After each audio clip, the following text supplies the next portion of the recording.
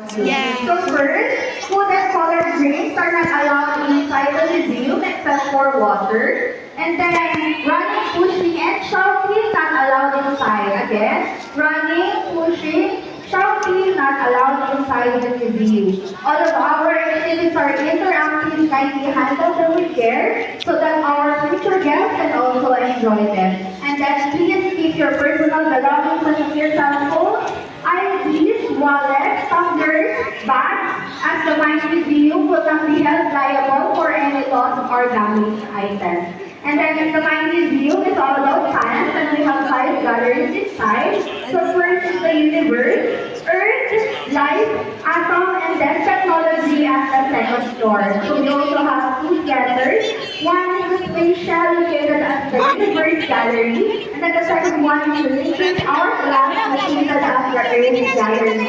And then later at 10 a.m.